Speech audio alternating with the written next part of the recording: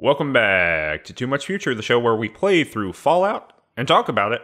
I'm Cameron. I'm Michael.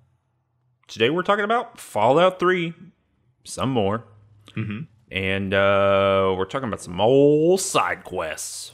Woo! Side Or quest. a side quest, I guess. A series side of. quest. Yeah. A multi. I stand up during the GDC talk. I raise my hand. I interrupt Sid Meier. It's a multi-part quest, Sid. Excuse me, Sid. Have you heard of the Wasteland Survival Guide? I've got it right here. I know how to take out the Mirelurk, Sid. Oh, Gandhi wasn't hard-coded to do nuclear war in Civilization 2, Sid. You don't know anything about Fallout. This is my personal power fantasy in which I own Sid Meier in public. For not knowing enough about Fallout. Yeah, this is a little peek behind the curtain for everybody. All right, Michael. As you said, we're talking about the Wasteland Survival Guide today. We've already done the first bit of the Wasteland Survival Guide. What did we do? We got irradiated. That's one thing. We what are the other two? We went to the grocery store. Yep. Talked about that quite a bit. I don't remember. Oh, and then went to Minefield in Arkansas. Yes. That was the first chapter. Yeah, people have given us all kinds of additional information about that. Apparently, there's a quest later. We were, quite confused about Arkansas and what was going on with him. But apparently, there's a quest later on that intersects with him. I guess we'll talk about it when we get there. But now we got some other ones. So, what was the Wasteland Survival Guide Part 2 all about, Michael? Well, the Wasteland Survival Guide, every chapter has like 3 parts, and you can choose to do them in whatever order. So we might have differed in this, but the second chapter that Moira wants to do has the 3 parts are testing out her mole rat repellent, learning about treating serious injuries, and doing like spying on Mirelurks. No, I guess I have a question for you about Moira. Moira, however you say it. I got a question about her. Do you trust her because she is married to Professor X? I mean, she's got, a whole cadre of extremely dangerous mutants. Not part of the Mutant Brotherhood, of course, but, mutants are mutants. I'm not a mutant. I'm kind of afraid of them. We've got ghouls. We have super mutants, of course. We've got centaurs. They're little ranged enemies. I don't know what you would call those. We got Mirelurks. We got mole rats. She has a huge number of mutants that she is in favor of, and I think they might be pretty dangerous. I mean, they bite me quite a lot. Michael, what are your thoughts? My thoughts are that why can't I play as a mutant in Fallout? So you want healing factor? I want to start the game as a super mutant. I don't want to start the game and just punch the crap out of everything. I mean, they won't let you. The Cerebro machine doesn't have the capability of conferring protagonist status, of course, onto a super mutant. Well, anyway. All right, so which one did you do first? I did the mole rat repellent. I think we did that too. So footage for this is going to be a little bit weird. I'm assuming that you're going to have footage for all of this. Yeah, I should. Hopefully. There's no footage for this for me because I accidentally did mole rat repellent. I think just mole rat repellent, like in another episode, and I have no idea when I did that. So no one look out for Tonk doing this, but we'll see Eleanor doing it. How'd that go? It was fine. Like this entire episode for me is going to be a kind of "this is fine" sort of response, because this is where some of the limits of Bethesda style quest design just, I think, start making themselves apparent. Yeah, it's like, I mean, So part of it is the Wasteland Survival Guide is kind of intended to be sort of a series of tutorial missions. Yeah. But after the first chapter, I'm not actually sure what it's tutorializing to me. How to hit mole rats. Right? Like, that seems to be because, so Moira is like, I've created a type of mole rat repellent that I need to test on mole rats, and go to the sewers downtown, because that's where there's a bunch of mole rats, and see if it works. Test it on 3 mole rats, and if you really want to, test it on 10 or more mole rats. And we fought mole rats by this point. Like, we've killed them. It's not like they're a particularly difficult or, strange enemy. But nevertheless, we set off with a stick dipped in mole rat repellent, and we have to find the sewers. And I went down into the sewers, and I beat some mole rats to death with a stick. That's sort of the big picture, right? That's what happens in this quest. You go to the place and you kill the things. Yeah, you can see, I think you're right about pointing kind of Bethesda-style problems here, or some bad fit, right? Because I think you're right, that, like, it's meant to be a tutorial, and I think in any other video game, we would be forced to do all of the Wasteland Survival Guide before we could take any other major quests. Which would make a lot of sense, right? But that also means that you can't have the Bethesda, like, I walk out of the opening zone and I go do whatever the hell I want for 40 hours. So they, I think the broad design ethic and then the quest design here are working toward different ends.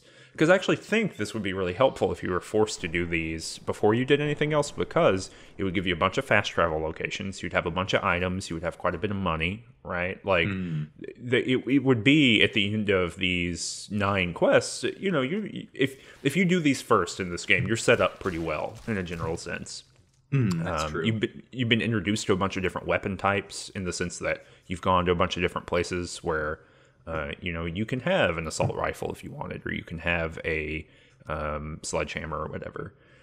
So in a perfect world, and I think if I were telling someone who was playing a Bethesda game for the first time, for some reason they started with Fallout 3, I would say just do this at the very beginning, right? Don't do anything else. But yeah, you're right. I mean, we've done so much other stuff that they really feel thin. I don't think that's a problem with the quest, because, as you're saying, right, it's meant to be a tutorial, but they feel thin in the context of when we're doing, and I think when most people would do them. I don't think people are prioritizing these. Something that's interesting that when the way that you just characterize this, which is you go somewhere, you beat a bunch of things with a stick, and then you go home. Now this will have been published for a long time, but in the future, for us in this very moment, I'm writing a piece about Baldur's Gate 2, because it's about to turn 20 years old. And I was reading a developer interview from, like, the year 2000, right? Or maybe 2001. The year 2000. In the year 2000, we'll have Baldur's Gate 2. That was Andy Richter said that. But so I'm reading this thing about Baldur's Gate 2, and they said that a design ethic for that game was, we won't have any FedEx quests, what they call FedEx quests, which are fetch quests, right? It's interesting how that word goes, which is no quests in which you go somewhere, you get a thing, and then you come back. Like, that's insufficient for quest design. And I think Baldur's Gate, I mean, you've watched all the way through Mages and Murder Dads. It does a pretty good job of avoiding those. There's always interesting complications, or at least some interesting dialogue or an interesting situation to alleviate that when it shows up in those games. That is not true here. It's almost the opposite here. And so it's interesting to look at, quest design in the year 2000 and the idea that fetch quests are insufficient, and then to get to Fallout 3 and see Bethesda be like, well, they're sufficient. They're okay. Well, and that's so. When I think about Mages and Murder Dads, and I think about what Baldur's Gate 2 was like through that experience, it always seemed like every quest had its own little narrative behind it, or like even if it didn't seem like it had more of a narrative, there was always a point where like you had to talk to someone and sort of alleviate something or make some sort of choice, or at least find something out. And here, like for this mole rat quest, for instance, there are stories that emerge, but they are not stories kind of inherent to the quest, or if they are, uh, they're just kind of, I don't know what you do with them. So I'll be less opaque here. Well, actually, one of the first things I'll say is that, just FYI, in terms of Falloutiness and various things you can do in Fallout, one of the things that I could do right now, and I probably could have done this earlier too, but I had 100% chance of doing it this time, is that I could have just ended this quest in talking to Moira. Like, I could have talked her out of writing the Wasteland Survival Guide. Huh. Just, it's a bad idea, don't do it? Yeah, right? Like, that this is stupid and pointless and you're not actually going to help it. Like, basically, you can, like, destroy her idea that, there's any reason to do this. You can destroy her idealism is basically how it's framed. I didn't do this because it's one of those, and this is actually a particularly Fallout-y thing, right? That I could do that, and sort of the consequence is I don't get any of the items or experience from the later quests. I just get the experience from having finished it in this particular way, and sort of the satisfaction of having ruined a fictional person's dreams. Yeah, it's almost, we've said this a few times, right? But it's almost that option exists so you can, like, do it and see what happens and then reload your game and then actually do these quests. Because, like, I guess role-playing wise, that might be an okay decision, but otherwise, why would you do that? Right. So there's that. That's just an interesting little thing at the beginning of the quest. But sort of in the meat of the quest, and I assume it worked out kind of similarly for you. I assumed that some of the stuff is scripted. You go across the river to the tepid sewers is the location, and you go in, and immediately mole rats are, like, jumping at you, and you have to whack them with a stick. The complicating factor here is not an NPC that you talk to or something that you learn about this area. There is an NPC. It's just a raider who is in another part of these sewers, and he's going through and he's killing the mole rats that you're supposed to be killing. So it's making the quest harder for you because there's just this raider who's, like, running through this back room shooting all of these mole rats that would otherwise count toward your quest objective. Like, was that the same for you? I did not. So I completed. This is part of the reason I don't have footage for this. I was just like, I had this quest after we completed the first part of Wasteland Survival Guide, and I just had it in my inventory, and I was, like, running around outdoors, and there were mole rats everywhere, and I was like, I could just complete this quest by hitting these mole rats with a stick, and so I didn't even go to this location. Wow. Yeah, so that's sort of what it was like for me, and I died a couple of times during this quest. I don't know if all the footage will make it into the video, because I generally, when I'm starting a quest, I try not to do a save scum thing. I try to see if I can be kind of, like, just do it in a shot. And so I ended up reloading a couple of times just because the raider who's running around in here, there's, like, a gas leak. Like, these are very hard to see in this game, in my experience. I'm constantly getting exploded, but it's like an environmental thing where if you fire a gun next to a pipe that has this kind of, like, weird distortion effect coming out of it, all of the gas ignites and everyone gets caught on fire. So the raider, for instance, will run right into this, fire his shotgun, and then blow himself up the second he sees you. But also sometimes he doesn't do that because he's further back in the hallway and he'll fire at a different time and so on and so forth. One time on a reload, he didn't spawn at all.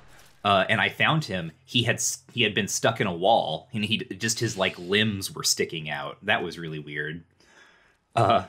But eventually you can sort of, like, get by him, and then you end up in some train tunnels, and there are some more raiders back there. And the sort of sense that you get is that the raiders are, like, setting up a camp in these subway tunnels, and this particular raider has been sent forward to take care of these mole rats, because the mole rats are going into the raider camp and causing shit.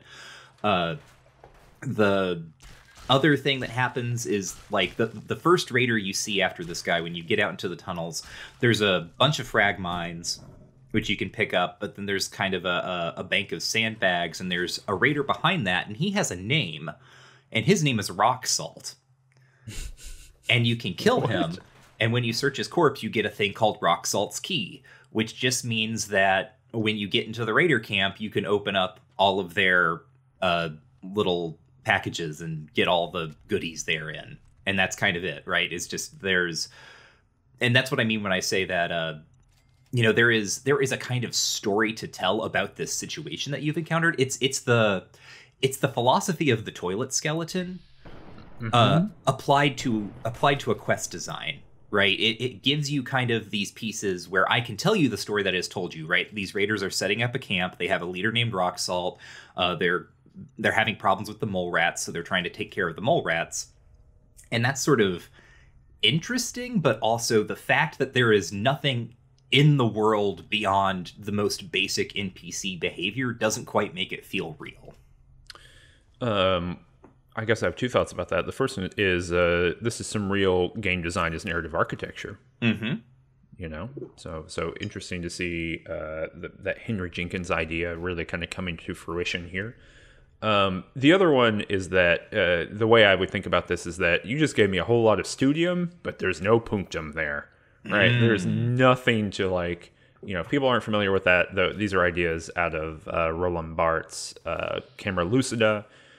There's some complication, but the basic idea here is that studium is the full accounting of everything in the image, all of the indexical things that we can talk about.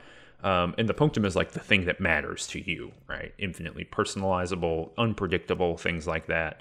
But it seems like there's not a design effort here to create particular objects or ideas or characters that you are gravitating toward, or that might bring you into the fold there.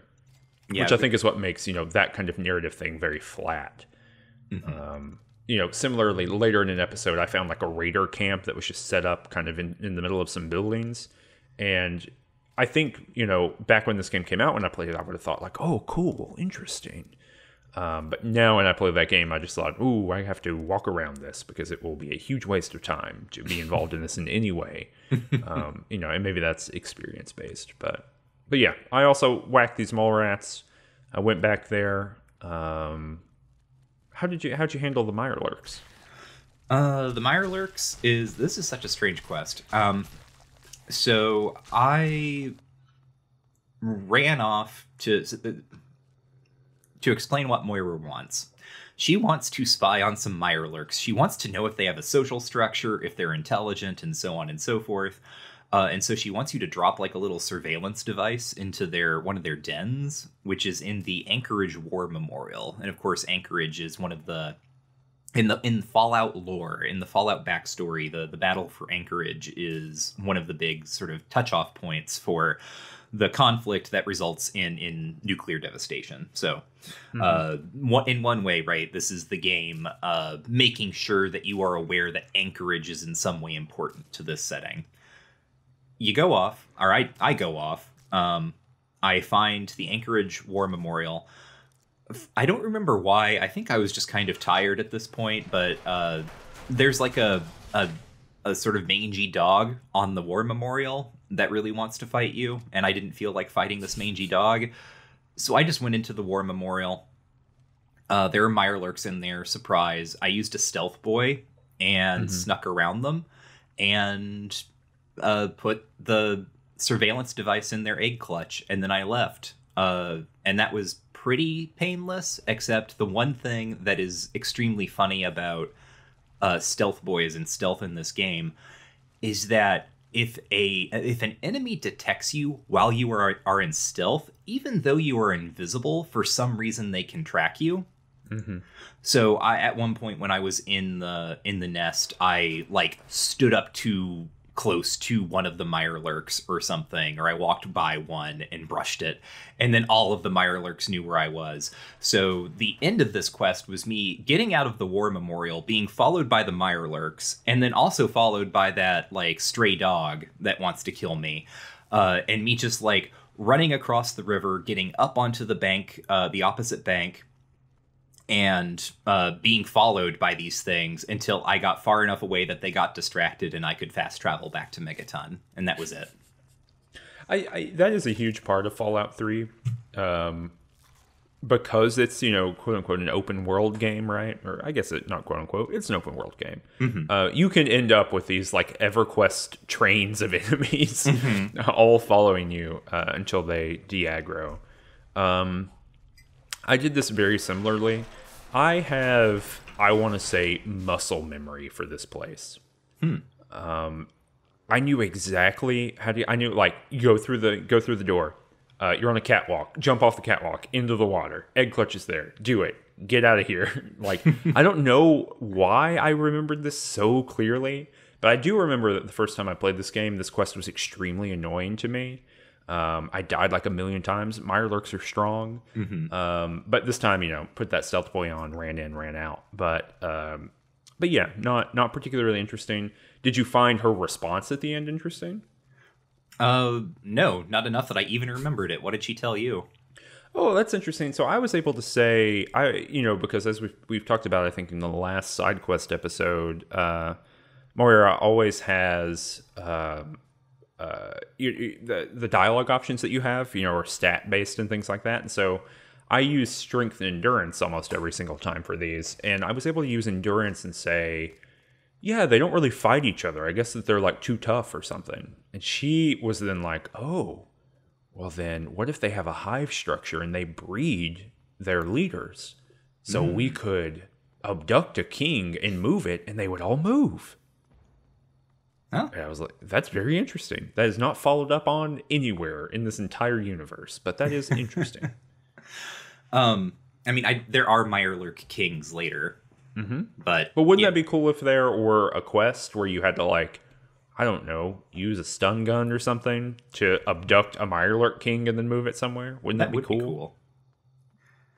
That would be, Sadly, but I didn't get that because most of my responses are based on like intelligence and charisma, and I'm pretty sure my response was just something like, "Yeah, seems like they don't have anything going on."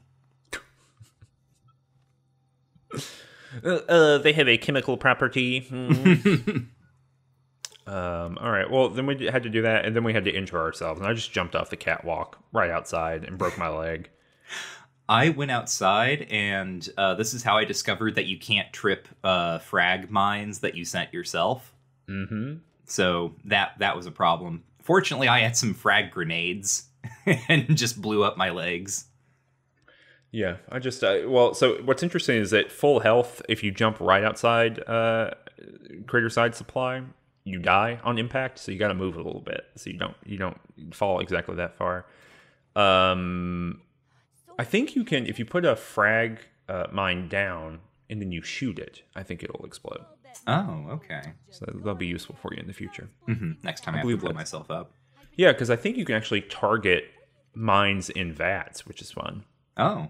I don't think I've ever been in vats close enough to a mine for me to notice that. Okay. You should test it out, but I'm 99% sure that works. So you can, like, put mines down and then shoot them when people are near them. Can you... Do people, just normal people walking over mines, do they explode them? I think so. Oh. That's interesting. Moriarty might have another thing coming to him. Yeah, it'll be interesting to know if that happens. Does everyone in the game just know that you set that mine?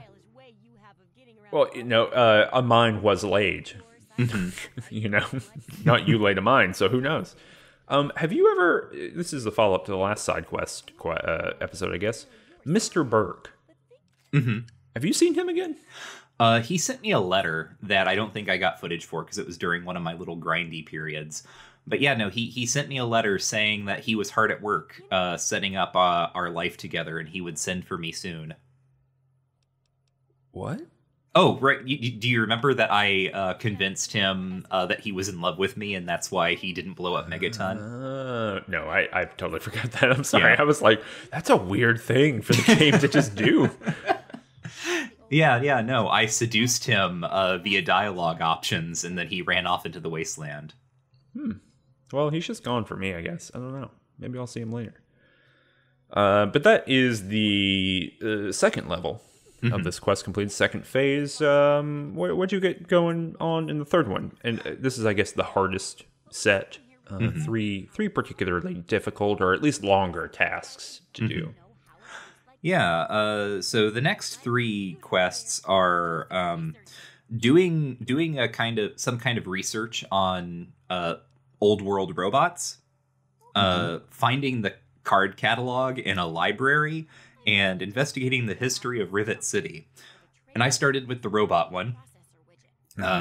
You just travel, like, you have to go to the Robco facility that happens to be near Tenpenny Tower and install some kind of, like, widget or something on the mainframe so Moira can get information about old world robots and how they might be used or how they work.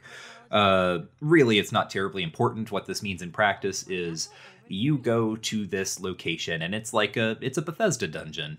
But it starts out and it's filled with nothing but mole rats and roaches.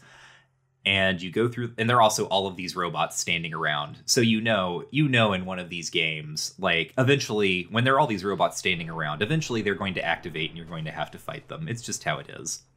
But I went through the factory and I installed the processor widget, and surprise, all the robots came to life and started hunting for me. So I stealth boyed and left. And sort of the cool thing, I guess, is that the robots will also start fighting any of the remaining mole rats and roaches that are around, I think. But yeah, I mean, they're doing their security job. Right.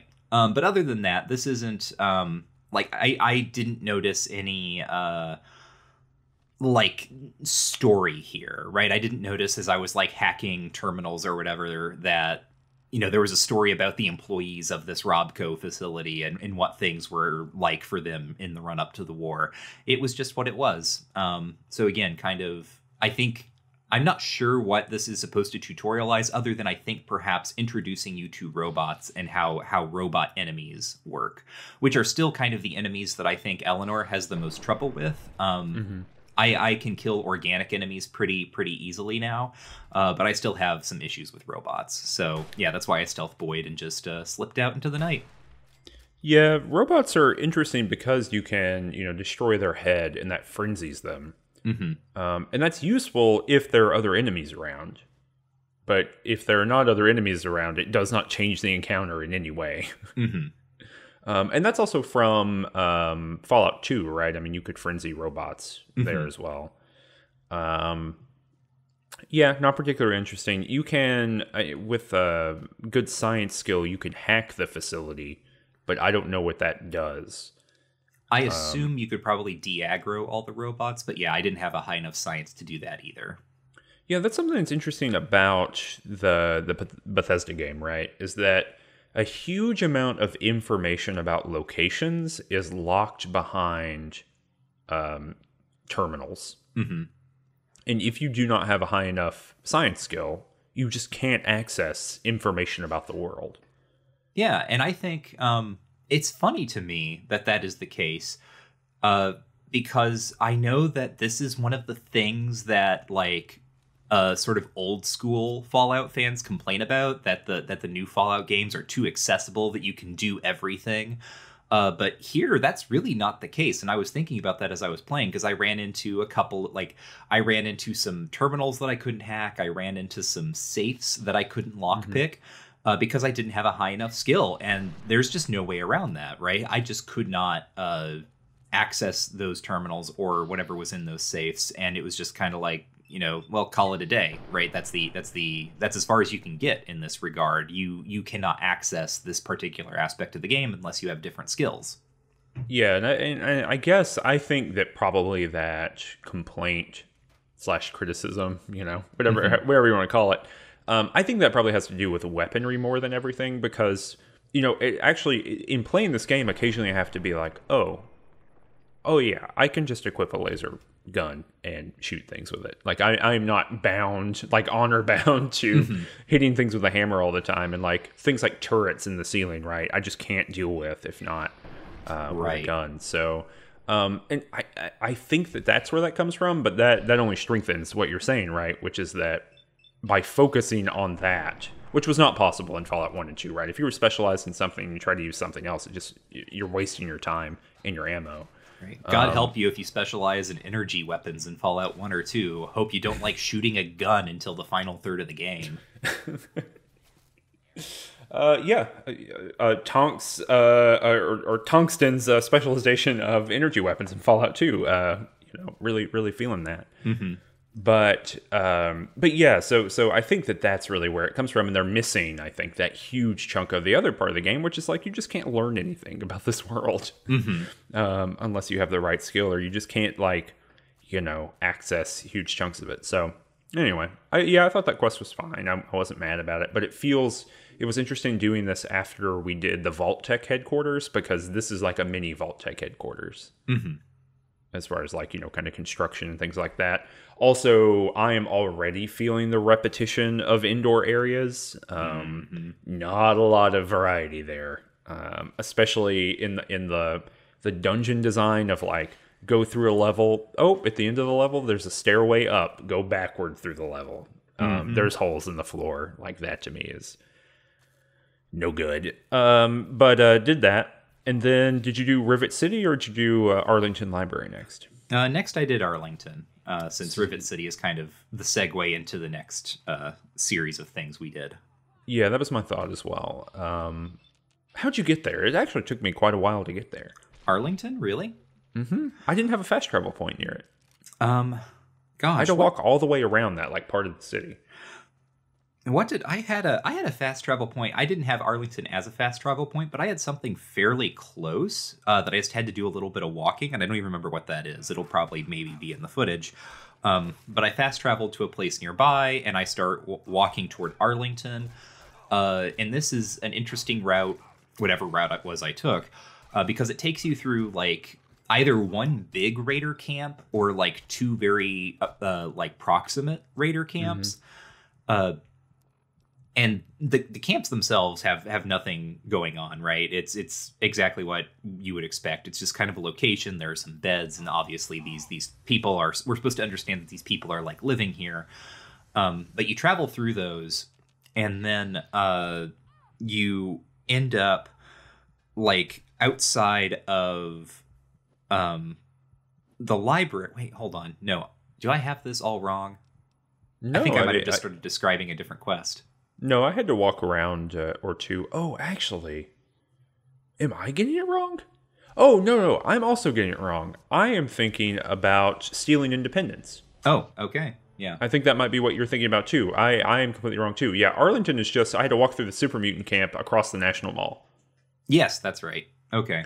But here is also, I think this confusion / incorrect description is appropriate. Not a lot to me is distinguishing the setup for quests in this world. No, not at all. No, go ahead. Oh, I was just gonna say, yeah, the setup is indistinct, and after a certain point, walking across the wasteland is all the same. Yes, absolutely. I think at the time the random encounter system was actually pretty novel, and it's still pretty cool how it works, right? That there are nodes in the world basically, and as you approach those nodes, there's a bank of possible encounters. It's very much like an AD&D random encounter chart in that way. And it changes over the course of the game too. And kind of the back third of the game, we're going to talk about how these get a little bit different. So, I think they're interesting and cool. I think they are also bounded by level. So, for example, I encountered a couple Talon mercenaries once or twice who are pretty hard to fight, but not super difficult. But that will change to be much more difficult later in the game. But yeah, there's not, especially in not just the wasteland in a general sense, but the capital itself. You're just kind of walking down these weird streets and alleyways, and there's a huge set of impassable terrain that you just cannot navigate, and it's just kind of sloggy feeling. It doesn't. I don't ever really get a setup where it's oh, I'm excited to go to this place. It's this quest looks cool. Can't wait to kind of slowly make my way across the map so I can play it. So yeah, but anyway, so I'm sorry, Arlington, the library, you go in there and there's Brotherhood of Steel people in there. Yes, Scribe Yearling is there. What'd you do with these people? So the Brotherhood wants to take this library because, as we know from previous games, the Brotherhood is interested in preserving in a sense. One might also say hoarding pre-war knowledge. And Scribe Yearling wants unruined pre-war books. Like, so obviously there's one of the, I guess, most interesting things about Fallout 3 compared to previous games is that they have to populate the world with a bunch of junk. Like crafting elements and little elements for like setting up their tableaus and things like that. Things that you can decorate your house with, all of these discrete objects. And so a lot of them are just like ruined books that everyone has in their house for some reason. I don't know what people are doing with ruined books, but everyone has them. Occasionally you can find like unruined books that have somehow survived like the 200 years since the nuclear war. In Scribe Yearling, the Brotherhood of Steel sort of, I mean, she's a scribe, right? But she's kind of like we get the sense that she's like the head of whatever's going on here. This reclamation of this particular library. She will buy non-ruined pre-war books from you for 100 caps a piece. And for whatever reason, I remembered this. Well, not for whatever reason. Of course, I would remember that you could collect certain books in this game. So I've been collecting unruined books as I found them, and I, sold them to her. And that's cool, and she'll be here forever. So in case you ever get to a point where you need 100 bottle caps and you happen to have an unruined book, you can always come back here and sell it. I like this. I like this part of the game. Yeah? Like, whoa, which part specifically? Well, I like the idea that like there's someone that there's a random item in the world that has like better than marginal value. And it just I like it because it encourages you not just to like hammer through everything like in menus, because pristine books, or whatever they're called, good books, they are not found in containers for the most part. They are like in the world, and you got to look out for them. And we haven't really talked about the crafting system yet. I haven't gotten enough schematics or anything like that for it to really matter, but I'm sure we'll talk about that in the future. And so this is a world that's like populated by crap just everywhere, junk everywhere. And there are a few quests that like encourage you to visually distinguish the junk. And I think that's one of the few things about like Fallout in the Bethesda mode that makes it interesting or distinct, really, from the interplay stuff before, right? That this is a world that is ruined, but there's all kinds of stuff that can be used, and they actually give you mechanics for finding the things that can be used, right? So I mean, you've already got one of them, the ghoul who wants to make super meth. He wanted you to find sugar bombs, right? And I've actually noticed those quite a bit. They're purple, they're hanging out. But the unruined books they function in a similar way, right? They encourage you to, when you're in an office or when you're somewhere with a bunch of books, to actually like kind of stop for a second and scan around and be like, is there a gray brick here? If so, pick that bad boy up. It's valuable. Yeah. So it is nice, and I found a whole bunch of more pristine or whatever books as I ran through the library, helping Brotherhood of Steel people just absolutely wreck the raiders that had taken up residence here. And then I got to the end, and so Moira always has like two objectives, right? There's sort of like the easy objective and then the bonus objective. And the easy objective you can get from just like checking, I think, the main computer. But if you go all the way through the library, you can find like the central card catalog, and then you can download that information. So I helped the Brotherhood of Steel fight those raiders, got that information, and then I left. I like the kind of structure here of that you can like blitz your way through it and get way ahead of the Brotherhood of Steel, and it's like they're not there. Or you can like really kind of slowly, and they are going slow. They are like crouch walking. Like through this facility, you can go through them and like be part of their team. Yeah. In a pretty cool way that I can't think of any other time in this game where you're doing something like this. Maybe in Operation Anchorage, but that's a different kind of vibe too. Yeah.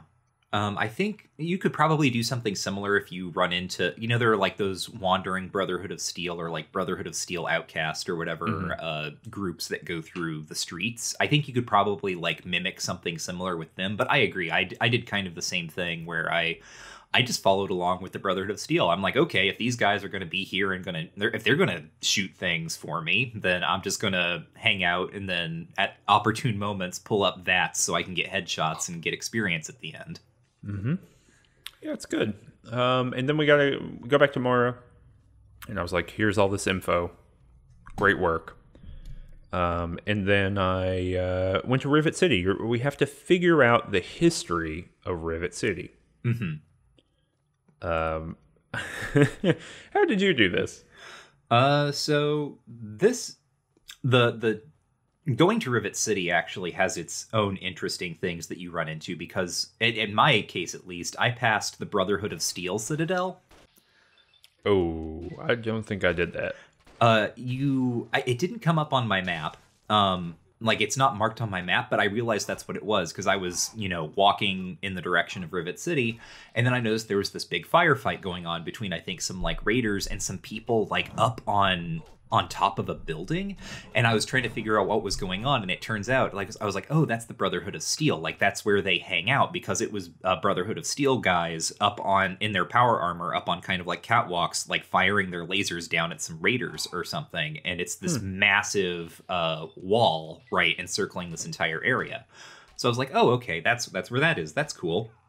I also ran into the Chinese propaganda radio station, which is, on the one hand, like, it's an interesting bit of world building, and on the other hand, I'm not exactly sure what I'm supposed to do with it, because it is, like, it's a person with a slight Chinese accent, urging the listener to, like, stand up to the Wall Street gangs. Right, which is not a sentiment I am opposed to, and I'm not really sure what I am supposed to do with this particular, like. So on the one hand, the first two games very rarely interfaced with the fact that, like, there was communism apparently in the world, right? That there were other ideologies at work. So at least Fallout 3 is recognizing that. We've already talked about Comrade Chang in Tenpenny Tower. But I don't really know what my takeaway is supposed to be. There's something weirdly inert about how this stuff shows up. Well, they picked and chose, certain things from Fallout 1 and 2, and they put them into Fallout 3, and one of them is this. Yeah. So I don't know either. I also haven't encountered this, so I can't give a long form opinion, although I'm certain I will see one in the future. Is it like an iBot, or it's a radio station? It's a radio station that Gotcha. comes up. It's like People's Republic Radio or something like that. I've been killing every iBot that I see. I'm just smashing them out of the sky with a hammer. Well, that's very talk. But anyway, so you passed that, and then you eventually get. I got to Rivet City. And Rivet City is it's like Megaton in that there's a guy who sits outside of it who doesn't live in there. He's like a beggar, and he just asks for water. And I show up, and he's like running from me. I don't know why. So I chase him around a little, trying to figure out if this is like an encounter or something that I've had. But no, eventually he just like runs back up to the door of Rivet City and then sits down, and I can give him water. That just happened.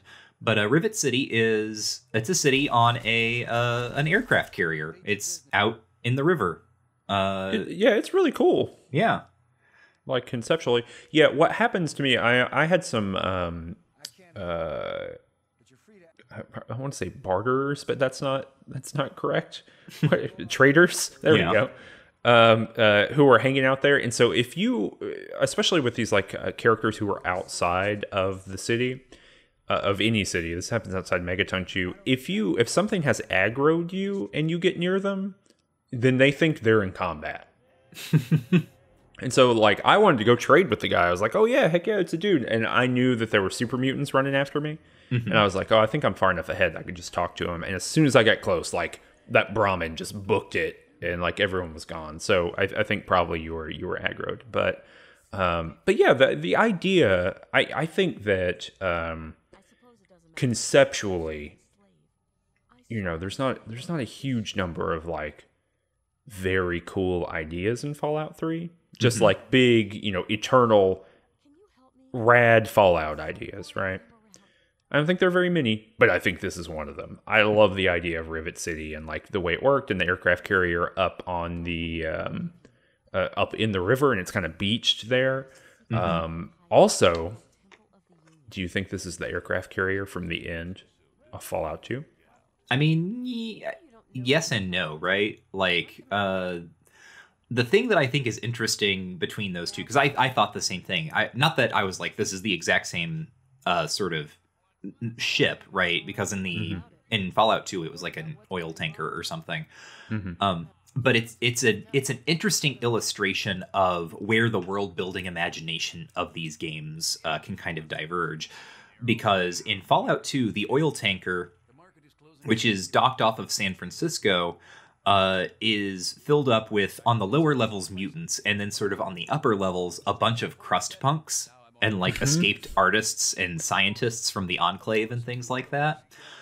Which is it's a particular type of tone, right? To imagine like an entire social grouping of people of this type. It's very West Coast. It's very 90s, right? It edges up on kind of like World of Darkness kind of ways of thinking, right? That sure. Fascination with those particular social groups and things.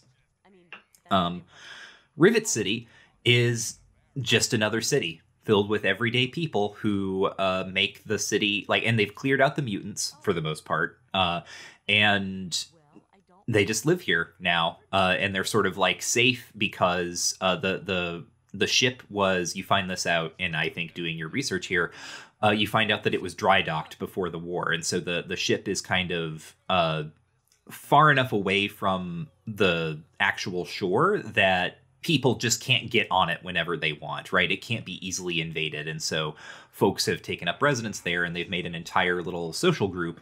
And it's all like they're not a bunch of crust punks, right? They are just people who live on this ship. We got to talk to some people here. I talked to I almost said Sam Seaborn, Seagrave Holmes. Yes, Seagrave Holmes. Helmet. He is so funny to me, Seagrave. At least partly because his name is Seagrave Holmes, which is like a very interesting and distinctive name for a character who doesn't have a lot to do, really. Yeah, is there some sort of poetry that this is a reference to? I don't know. Did you look it up? No, I didn't bother. But it is certainly a name. I was, like you, I think, taken with the helmet. That helmet's great. I think I mentioned it in the last episode too. Just the idea of this helmet.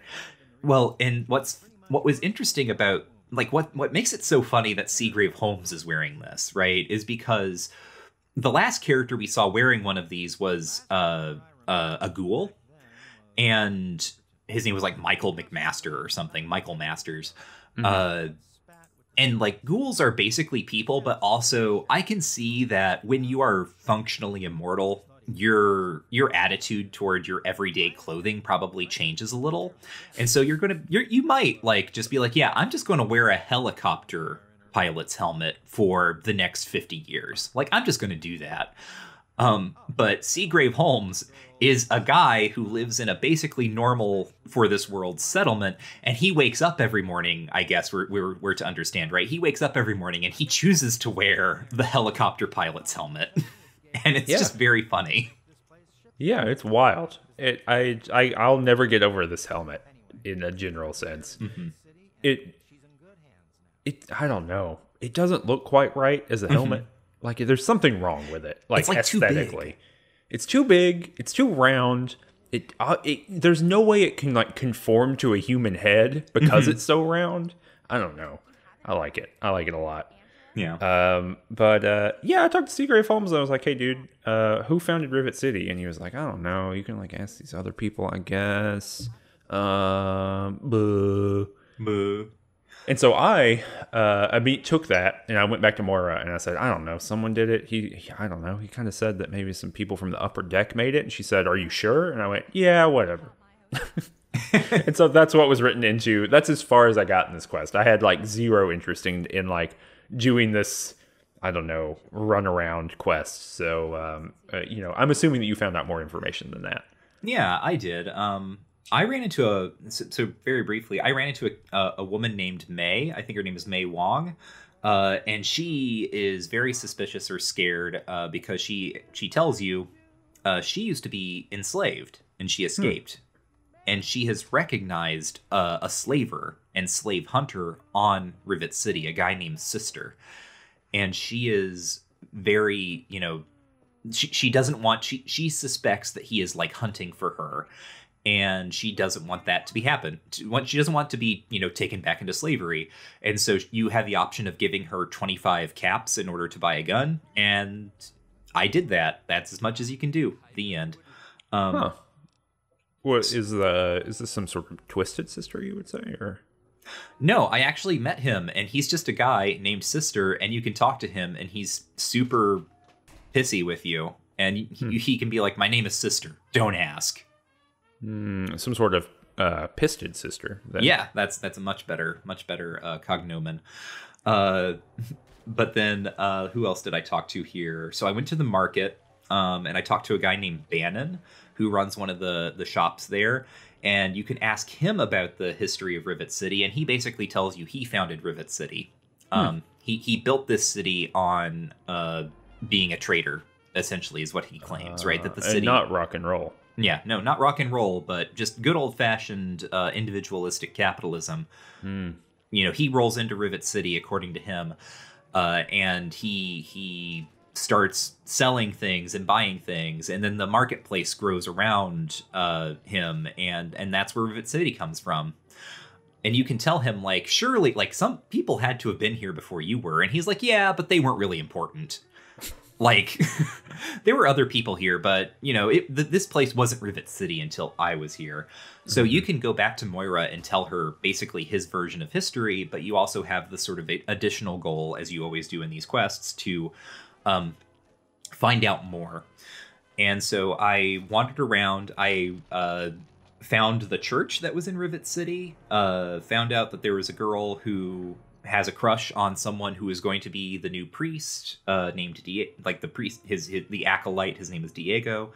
I sort of wandered around. When I found Seagrave Holmes, actually what he told me about was another quest that we haven't talked about yet, the Replicated Man, because I accidentally activated it like videos ago. And he only told me, like, I asked him about, I could ask him about, like, this android that's supposedly running around, and he's like, don't say that too loud, blah, blah, blah, blah, blah. And we'll talk about that quest later. It's sort of my feelings about it. But anyway, I also ran into... for giving her money, May also told me about the Temple of the Union, which is apparently a location where a bunch of freed enslaved folks and or like freedom fighters hang out. So I know about that later. Presumably I can do something with that information. And then someone, was it Seagrave or was it Oh, okay, no, it was Belle Bonnie, who is the bartender. Yeah, Belle Bonnie.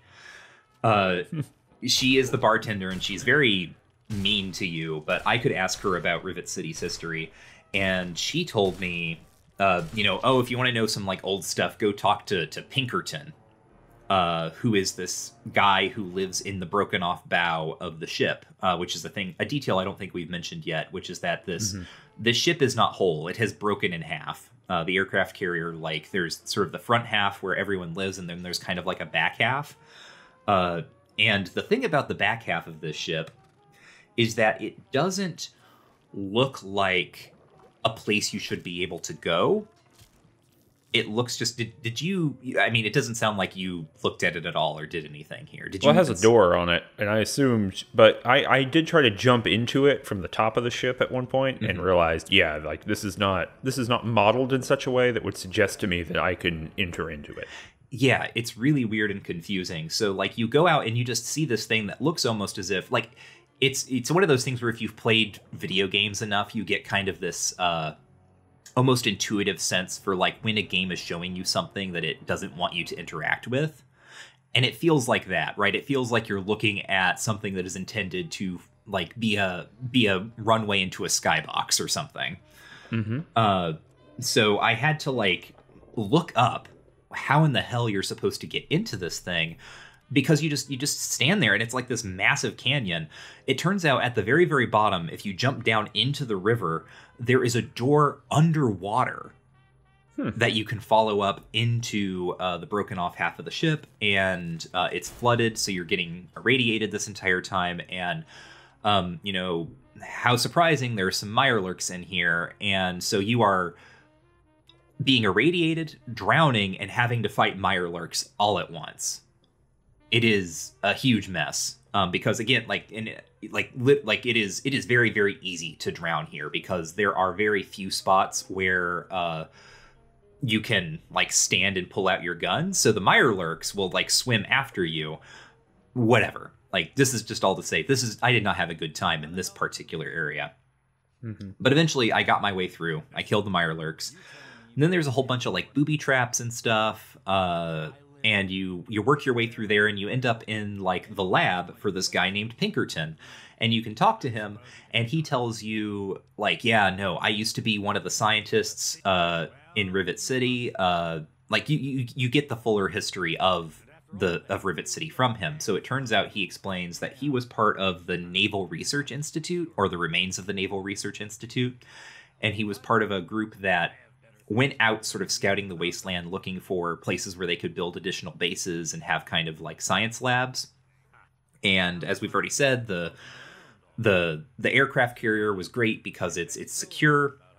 And he sets up a lab there and does some research, and then he gets, well, as the lab kind of, you know, does its thing, it attracts traders and vendors and various people who just want to make a living. And so that's how Rivet City gets started, is it builds up around that. And then eventually, according to Pinkerton, this other scientist, Dr. Lee, who we are supposed to be on the lookout for because she's the next link in our quest to find our dad, Liam Neeson, Papa. And she comes in with her, what he calls Project Purity, which I think we've heard some oblique references to by this point.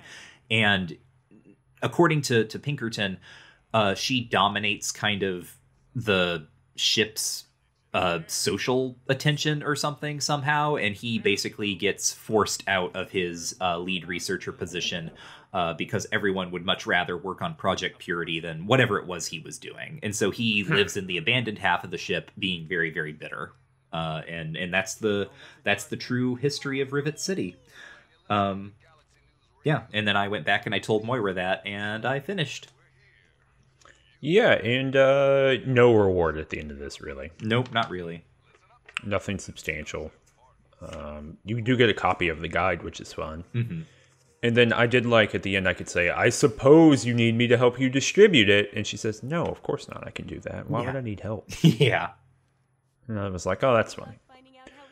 But yeah, it's in the quest. Not particularly exciting at the end. But, you know, I think if you began the game and then you played through all of these, you would have a good handle on, like, a bunch of stuff.